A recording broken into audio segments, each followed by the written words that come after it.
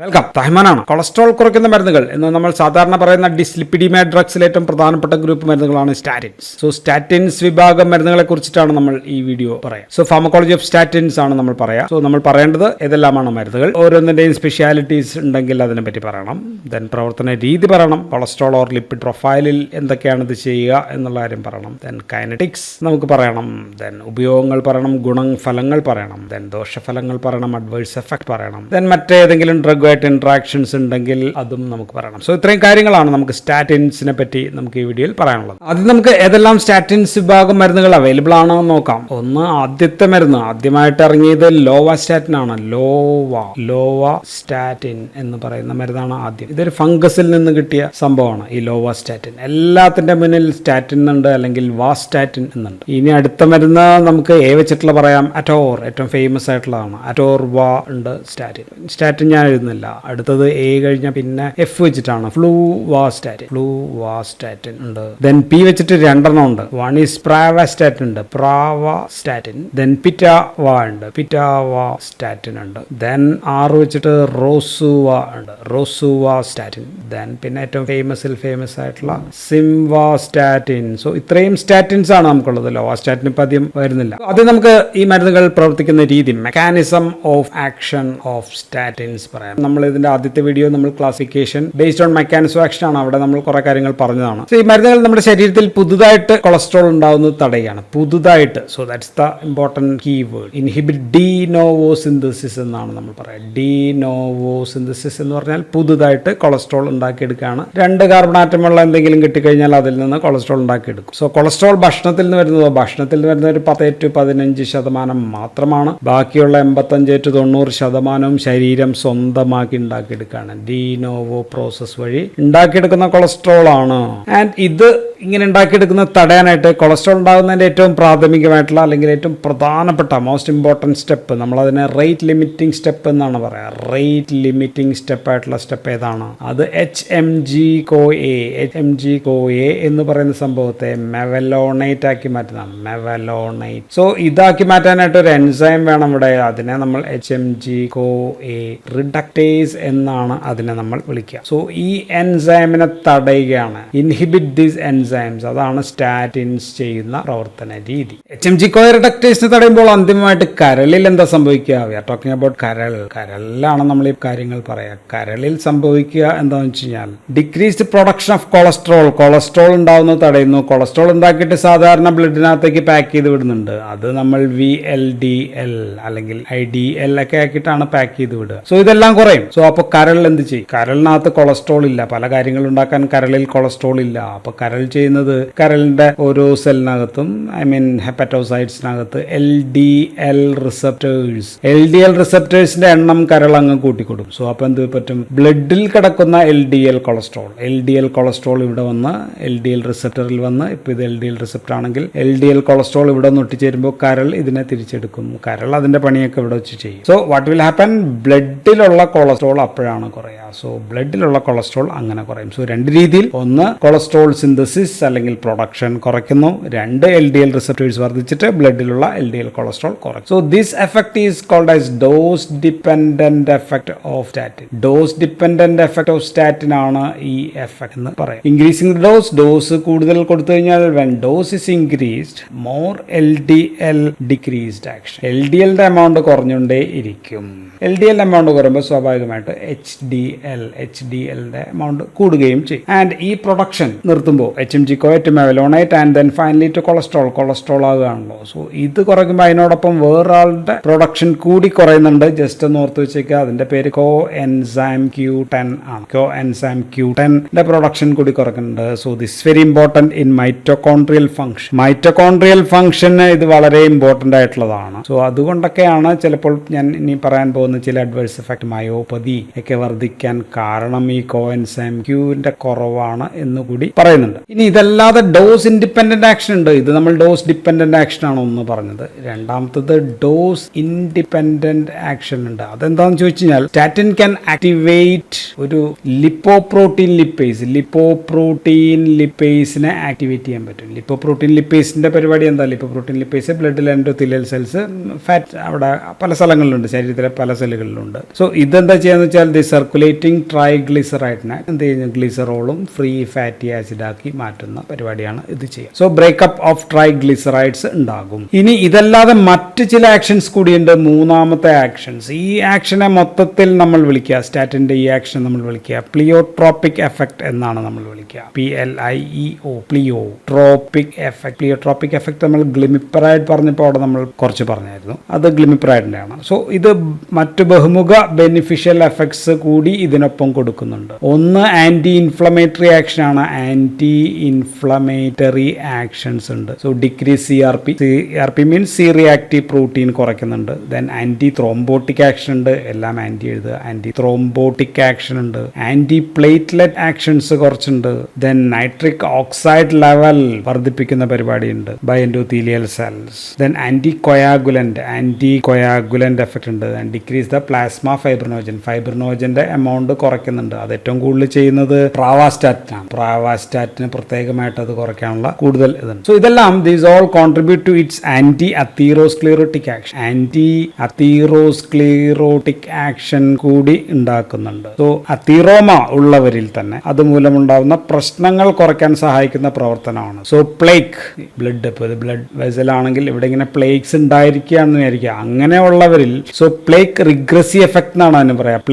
പ്ലേക്കിന്റെ spelling PLAQ ആണ്. Plaque regressive effect. ഇത് പൊട്ടി ഇത് വീണ്ടും പുതിയ പ്രശ്നങ്ങൾ ഉണ്ടാകാതെ ഇരിക്കും. സോ സ്റ്റെബിലൈസേഷൻ ഓഫ് പ്ലേക്സിനെയും സഹായിക്കുന്നുണ്ട്. സോ അതിന് thickening of this fibrous caps and this macro calcification of these plaques. So ഇങ്ങനെയൊക്കെ സംഭവങ്ങൾ നടക്കുമ്പോൾ പ്ലേക്സ് പൊട്ടി ഉണ്ടാകുന്ന പ്രശ്നങ്ങളും കൂടി ഇത് ഒഴിവാക്കുന്നുണ്ട്. So these all things are called as the pleiotropic effects. So അപ്പൊ അങ്ങനെ 3 ആക്ഷൻസ് ആണ് ഇപ്പൊ നമ്മൾ പറഞ്ഞത്. ഒന്ന് dose dependent action, 2 dose independent action, മൂന്നാമത്തത് പ്ലിയോട്രോപ്പിക് എഫക്ട്സ്. അപ്പോൾ ഈ മരുന്നുകൾ, സ്റ്റാറ്റിൻസ് വിഭാഗം മരുന്നുകൾ കൊളസ്ട്രോളുമായിട്ട് ബന്ധപ്പെട്ട് എന്തെല്ലാം കുറയ്ക്കും, എന്തെല്ലാം കുറയ്ക്കില്ല എന്നൊന്ന് നോക്കിക്കഴിഞ്ഞാൽ LDL കൊളസ്ട്രോൾ, ഇതാണല്ലോ ഏറ്റവും ബാഡ് കൊളസ്ട്രോൾ അല്ലെങ്കിൽ ദോഷകരമായിട്ടുള്ള കൊളസ്ട്രോൾ LDL കൊളസ്ട്രോൾ ആണ്. സോ ഇത് ഏറ്റവും അധികം കുറയ്ക്കുന്നത് maximum decrease is by statins ആണ്. Statins can decrease the LDL cholesterol. So ഇതാണ് ഏറ്റവും അധികം ഇത് കുറയ്ക്കുക. സ്റ്റാറ്റിൻ കഴിഞ്ഞാൽ പിന്നെ ഉള്ളത് അത് നിയാസിൻ എന്ന് പറയുന്ന മരുന്നാണ്. നിയാസിൻ വൈറ്റമിൻ ആണ്. സോ കൂടുതൽ എമൗണ്ട്. പിന്നെ ഒരു മരുന്നുണ്ട് പുതിയതായിട്ട് ഇപ്പോൾ വന്നിരിക്കുന്നത് ബെംപെഡോയിക് ആസിഡും ഇത് കുറയ്ക്കും. ബെംപെഡോയിക് ആസിഡ് എന്ന് പറയുന്ന ഒരു മരുന്ന് പുതിയതായിട്ട് ഇറങ്ങി. ദെൻ ട്രൈഗ്ലിസറൈഡും ഇത് കുറയ്ക്കും. ട്രൈഗ്ലിസറൈഡിന്റെ എമൗണ്ട് കുറയ്ക്കും. സോ ഹൈപ്പർ ട്രൈഗ്ലിസറൈഡീമിയയിലും ഇത് തന്നെയാണ് നമ്പർ 1 ഡ്രഗ്. ഫസ്റ്റ് ലൈൻ ഇത് തന്നെയാണ് കൊടുക്കുക. പക്ഷെ കുറയ്ക്കുന്നത്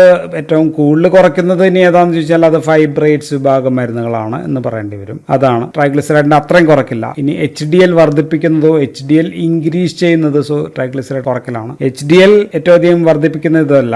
so HDL can also increased by these statins can increase. പക്ഷെ ഏറ്റവും അധികം HDL വർദ്ധിപ്പിക്കുന്ന ഏത് മരുന്നാണെന്ന് വെച്ചാൽ അത് നിയാസിൻ എന്ന് പറയുന്ന മരുന്ന് തന്നെയാണ് അത് വർദ്ധിപ്പിക്കുക. ഇനി ഈ മരുന്ന് ഏറ്റവും ഒന്നും ഇടപെടാത്തത് അല്ലെങ്കിൽ കുറയ്ക്കാത്തത് ഏതാണെന്ന് ചോദിച്ചാൽ അത് ലിപ്പിഡ് പ്രൊഫൈലിലുള്ളത് ലിപ്പോപ്രോട്ടീൻ A ആണ്. ലിപ്പോപ്രോട്ടീൻ A അതിന്റെ അളവ് ഇതൊന്നും കുറയ്ക്കുന്നില്ല. സോ അത് ഓക്സിഡൈസ് ഫോം ഓഫ് LDL ആണ്. നമ്മൾ സാധാരണ മാർക്കർ ഓഫ് അതീറോസ്ക്ലീറോസ് ആയിട്ട് നോക്കുന്നത് ലിപ്പോപ്രോട്ടീൻ A ആണ്. ലിപ്പോപ്രോട്ടീൻ Aയുടെ എമൗണ്ട് കുറയ്ക്കില്ല. ആൻഡ് ഇത് കുറയ്ക്കുന്ന ആകെപ്പാടെ ഒരു മരുന്നേ ഉള്ളൂ, അത് നിയാസിൻ ആണ്. അതും കൂടി ജസ്റ്റ് ഒന്ന് ഓർത്ത് വെച്ചേക്കും. സോ ഇതാണ് ലിപ്പിഡ് പ്രൊഫൈലിൽ സ്റ്റാറ്റിന്റെ ആക്ഷൻസ് ഈ പറയുന്നതാണ്. സോ LDL കൊളസ്ട്രോൾ കുറയ്ക്കും, ട്രൈഗ്ലിസറൈഡ് കുറയ്ക്കും, HDL വർദ്ധിപ്പിക്കും. ഇതിൽ പ്രത്യേകിച്ച് ആക്ഷൻ ഇല്ല. ഇനി നമുക്ക് കൈനറ്റിക്സ് ഓഫ് സ്റ്റാറ്റിൻ പറയാം. ഏറ്റവും ലോങ്സ്റ്റ് ആക്ടിംഗ് സ്റ്റാറ്റിൻ ഏതാണെന്ന് ചോദിച്ചാൽ രണ്ടെണ്ണം നമുക്കുണ്ട്. വൺ ഈസ് റോസുവാസ്റ്റാറ്റിൻ ഉണ്ട്, and the famous is atorvastatin. ഇത് രണ്ടുമാണ് ലോങ്സ്റ്റ് ഹാഫ് ലൈഫ് ഉള്ളത്. 20 hours ആണ്. 20 hours ഓഫ് ഹാഫ് ലൈഫ് ഉണ്ട്. സോ ഇതിന്റെ ഒരു ഗുണം എന്താണെന്ന് വെച്ച് കഴിഞ്ഞാൽ മറ്റെല്ലാ സ്റ്റാറ്റിനും നമ്മൾ കഴിക്കാൻ പറയാ രാത്രി കിടക്കുന്നതിന് മുമ്പ് അവസാനമായിട്ടാണ്.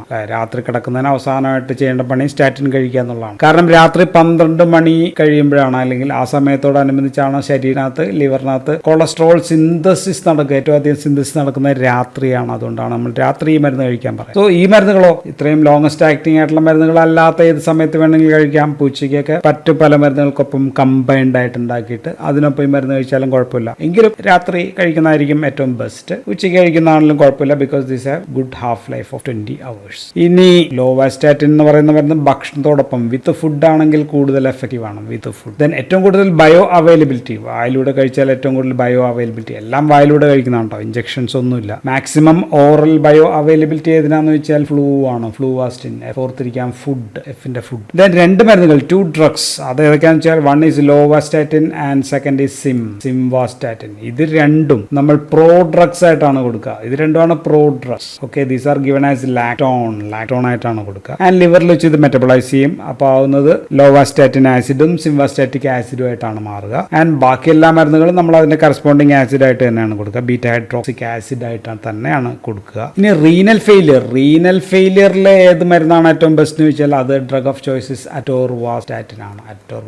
ആക്ച്വലി ഇത് കിഡ്നിയിലൂടെ എലിമിനേറ്റ് ചെയ്യുന്നില്ല, ഈ മരുന്നുകളൊന്നും തന്നെ കിഡ്നിയിലൂടെ എലിമിനേറ്റ് ചെയ്യുന്നില്ല. ഇത് ലിവറിൽ വെച്ചിട്ട് മെറ്റബോളൈസ് ചെയ്തിട്ട് ബൈലിലൂടെ പോവുകയാണ്. സാധാരണ പ്രശ്നങ്ങൾ കുറവാണെങ്കിലും റീനൽ ഫെയിലിയറിലാണെങ്കിൽ മോസ്റ്റ് സേഫസ്റ്റ് നമ്മൾ അറ്റോർവാസ്റ്റാറ്റിൻ ആണ് പറയുക. ആൻഡ് ഈ മരുന്നുകൾ സാധാരണ ഒരു ഉപയോഗിച്ച് ഒരു 2 weeks, ആഫ്റ്റർ 2 weeks അതൊരു സ്റ്റഡി ആയിട്ടുള്ള റിലയബിൾ ആയിട്ടുള്ള പീക്ക് എഫക്ട്സ്, ഏറ്റവും പരമാവധി അതിന്റെ എഫക്ട് കിട്ടി തുടങ്ങും. ഇനി ഇവയുടെ മെറ്റബോളിസം നോക്കിക്കഴിഞ്ഞാൽ ലിവറിൽ വെച്ച് മെറ്റബോളൈസ് ചെയ്യുന്നു എന്ന് നമ്മൾ പറഞ്ഞു. CYP3A4 വഴി മെറ്റബോളൈസ് ചെയ്യുന്ന മരുന്നുകൾ ഏതാണെന്ന് വെച്ചാൽ വൺ ഈസ് അറ്റോർ, then lovastatin, then simvastatin. So ഇത് മൂന്നുമാണ് CYP3A4. സോ അതുകൊണ്ട് തന്നെ എൻസൈം ഇൻഹിബിറ്റേഴ്സ് ലൈക്ക് എർത്രോമൈസിൻ പോലെയുള്ള മരുന്നുകൾ ഇതിന്റെ എമൗണ്ട് വർദ്ധിപ്പിക്കാം. ഡിജോക്സിൻ, സൈക്ലോസ്പോറിൻ, നമുക്കത് ഡ്രഗ് ഇന്ററാക്ഷനിൽ പറയാം. ദെൻ ഫ്ലൂവാസ്റ്റാറ്റിൻ CYP2C9 വഴിയാണ്.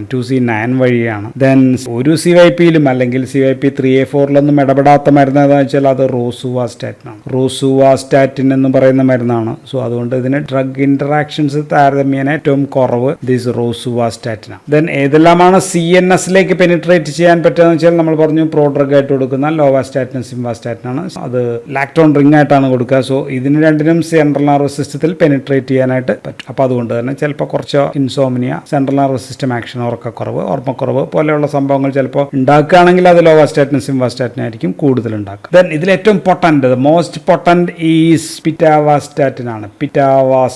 ഏറ്റവും പൊട്ടന്റ്. നമുക്ക് അതിന്റെ ഡോസ് തന്നെ നോക്കിയറിയാം. 1 mg, 2 mg, 4 mg വരെയൊക്കെയാണ് ഇത് ഉപയോഗിക്കുക. So this the most potent. Most efficacious ഇതാണ് റോസുവാസ്റ്റാറ്റിൻ ആൻഡ് അറ്റോർവാസ്റ്റാറ്റിൻ ആണ്. മോസ്റ്റ് എഫിക്കേഷ്യസ് അത് എബവ് 50% കൊളസ്ട്രോൾ കുറയ്ക്കുന്ന മരുന്നുകളാണ് ഇത് രണ്ടും, റോസുവാസ്റ്റാറ്റിൻ ആൻഡ് അറ്റോർവാസ്റ്റാറ്റിൻ. ഇനി എല്ലാ സ്റ്റാറ്റിനും ഗർഭിണികളിൽ കഴിയുന്നതും ഒഴിവാക്കണം. കാരണം ഗർഭിണികളിൽ നമുക്ക് കൊളസ്ട്രോൾ ഒരുപാട് ആവശ്യമാണ്, പല ഹോർമോൺസ് ഒക്കെ ഉണ്ടാക്കണം. അങ്ങനെയുള്ളവരിൽ നമുക്ക് സാധാരണ റെസിൻസ് ആണ് കൊടുക്കുക. റെസിൻ ഗ്രൂപ്പ് നമുക്ക് പിന്നെ ഡിസ്കസ് ചെയ്യാം. ദെൻ കുട്ടികളിൽ സാധാരണ ഒരു 12 വയസ്സ് ഇൻ ചിൽഡ്രൻ ഒഴിവാക്കുക എന്നുള്ളതാണ്. കാരണം വളർച്ചയൊക്കെ ഉള്ളതാണ്, അവർക്ക് ഒരുപാട് സംഭവങ്ങളൊക്കെ വേണ്ടതാണ്. എങ്കിലും അറ്റോർവാസ്റ്റാറ്റിനും ലോവാസ്റ്റാറ്റിനും 11 വയസ്സ് വരെയുള്ള പിള്ളേരിൽ അലൗഡ് ആണ്. Then this familial hypercholesterolemia hereditary, അതിനകത്ത് ഇപ്പോൾ ഉദാഹരണം പ്രാവാസ്റ്റാറ്റിൻ പോലെയുള്ള മരുന്നുകൾ 8 വയസ്സ് വരെയുള്ള പിള്ളേരിൽ അലൗഡ് ആണ്. ഓക്കെ, സോ സാധാരണ രീതിയിൽ നമ്മൾ കുട്ടികളിൽ ഒഴിവാക്കുകയാണെങ്കിലും ഇങ്ങനത്തേക്കുള്ള അസുഖങ്ങൾ ഉണ്ടെങ്കിൽ 8 വയസ്സ് മുതൽ പിള്ളേരിൽ ദിസ് പ്രാവാസ്റ്റാറ്റിൻ പോലെയുള്ള മരുന്നുകൾ അലൗഡ് ആണ്. ഇനി നമുക്ക് സ്റ്റാറ്റിൻസ്,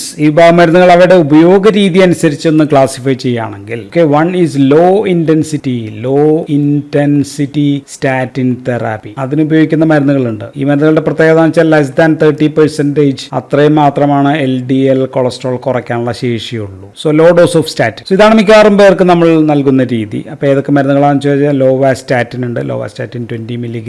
ദെൻ ഡോസ് ആണ് ഇതിനകത്ത് ഇമ്പോർട്ടൻറ്റ്. പ്രാവാസ്റ്റാറ്റിൻ 10 to 20 mg ഉണ്ട്. ദെൻ സിംവാസ്റ്റാറ്റിൻ 10 mg വരെ മാത്രം. ദെൻ ഫ്ലൂവാസ്റ്റാറ്റിൻ ഒരു 20 to 40 mg വരെ. ആൻഡ് പിറ്റാവാസ്റ്റാറ്റിൻ ഒരു 1 mg. സോ ഇതാണ് ലോ ഇന്റൻസീവ് സ്റ്റാറ്റിൻ തെറാപ്പി എന്ന് നമ്മൾ പറയാം. രണ്ടാമത്തെ അപ്പോൾ ഇന്റർമീഡിയറ്റ് ആണ്. Intermediate intensity statin therapy moderate dose ആണ് കൊടുക്കുക. ഇതിന് LDLന്റെ ഒരു 30 to 50% വരെ LDL കൊളസ്ട്രോൾ താഴ്ത്താനായിട്ട് പറ്റും. സോ മിക്കവാറും മരുന്നുകളെല്ലാം തന്നെ ഈ ഗ്രൂപ്പിൽ വരും. ഇപ്പോൾ lovastatin 40 mg, then pravastatin 40 to 80 mg, simvastatin ആണെങ്കിൽ ഒരു 20 to 40 mg വരെ, അറ്റോർവാസ്റ്റാറ്റിൻ ആണെങ്കിൽ 10 to 20 mg, ദെൻ റോസുവാസ്റ്റാറ്റിൻ ആണെങ്കിൽ ഒരു 5 mg to 10 mg വരെ, പിറ്റാവാസ്റ്റാറ്റിൻ ആണെങ്കിൽ 2 to 4 mg വരെ, ദെൻ ഫ്ലൂവാസ്റ്റാറ്റിൻ ആണെങ്കിൽ ഒരു 40 mg, 2 നേരം BD 80 mg.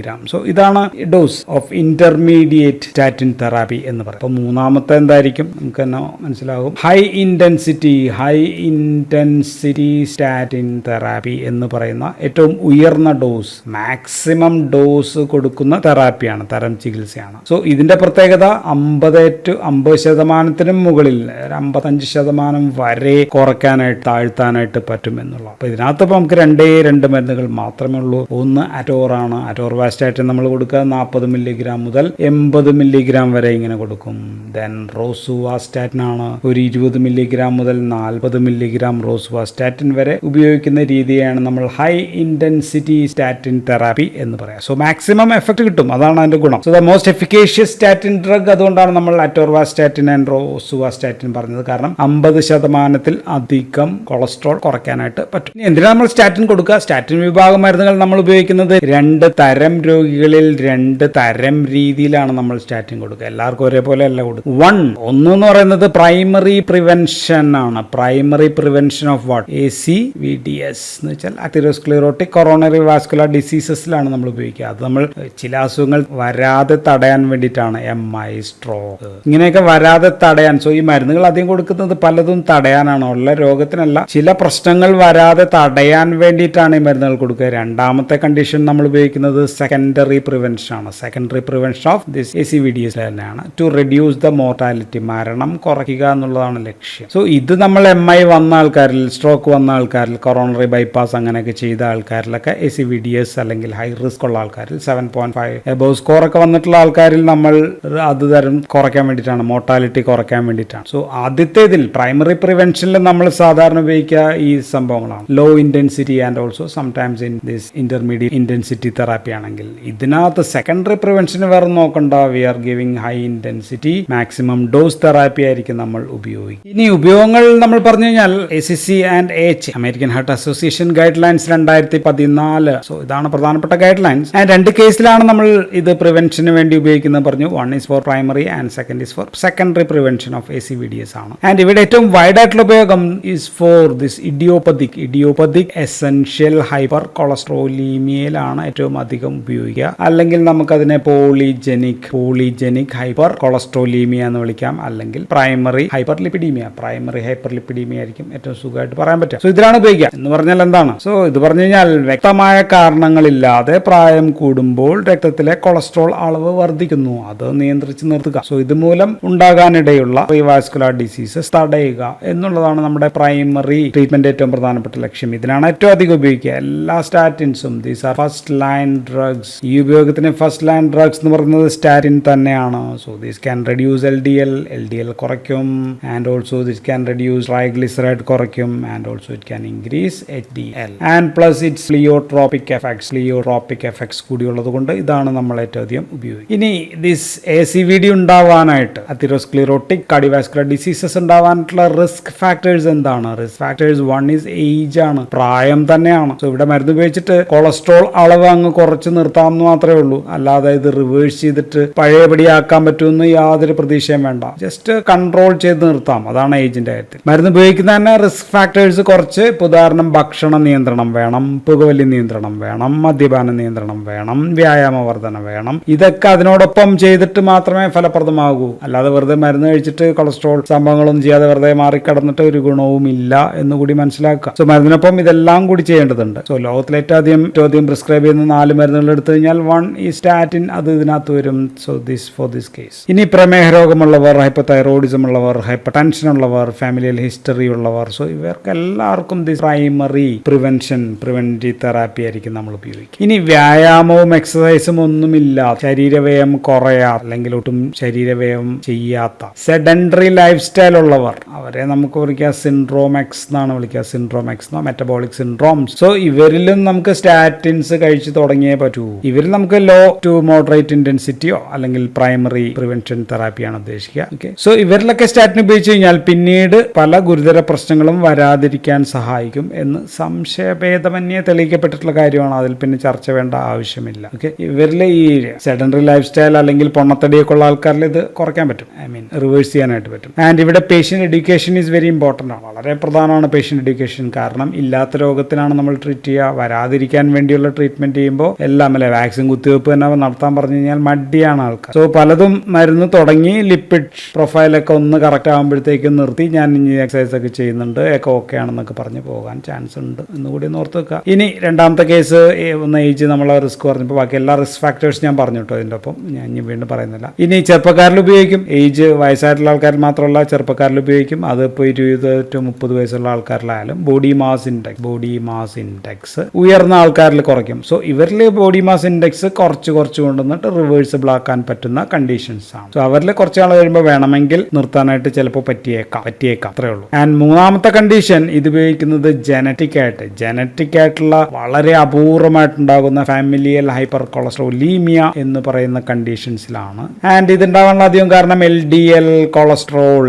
കൊളസ്ട്രോളിന്റെ റിസപ്റ്ററിന്റെ ജീനിലുണ്ടാകുന്ന ഡിഫക്റ്റ് മൂലമായിട്ടാണ്. സോ എല്ലാത്തരത്തിലൊന്നും ഉപയോഗിക്കാൻ പറ്റില്ല. ഫാമിലിയൽ ഹൈപ്പർ കൊളസ്ട്രോളീമിയ തന്നെ 7 തരമായിട്ടുണ്ട്. അതിൽ ടൈപ്പ് 2 ഉപയോഗിക്കാം. ടൈപ്പ് 2 ഉയർന്ന എൽ ഡി എൽ ആയിരിക്കും, അതിൽ നമുക്ക് ഉപയോഗിക്കാം. Then type 5 increased L D L കൂടുതലായിരിക്കും.